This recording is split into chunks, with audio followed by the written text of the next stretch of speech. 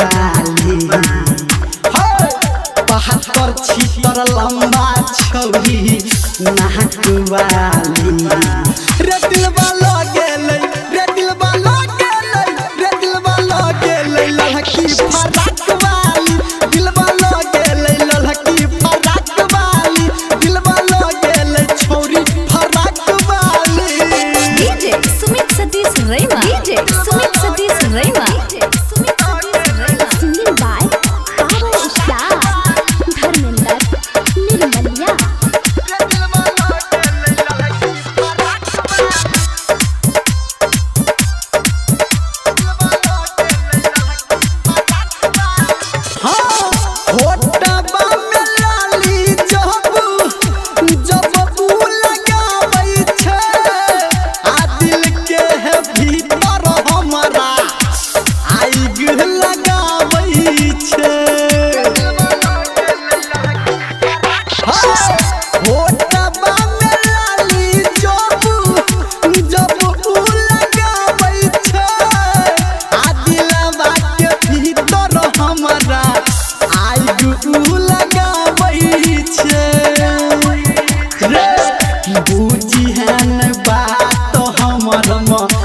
जाकबाली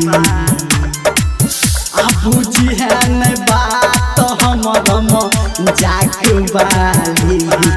रे दिलवा लगेलै रे दिलवा लगेलै रे दिलवा लगेलै लड़की फराक वाली दिलवा लगेलै लड़की फराक वाली दिलवा लगेलै छौरी फराक वाली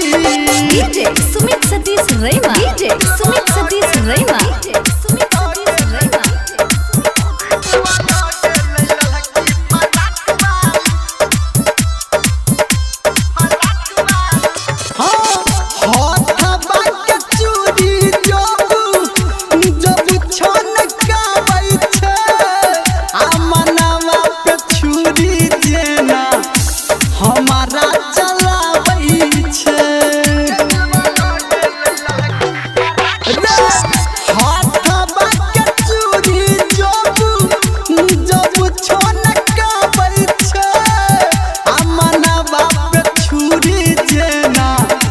हमारा चलाबै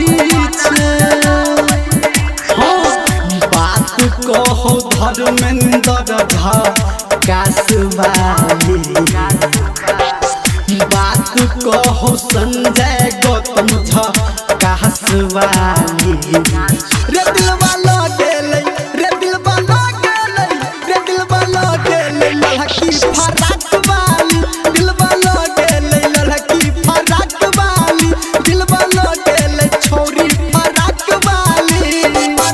बहत्तर छितर लंबा छौरी नाक वाली।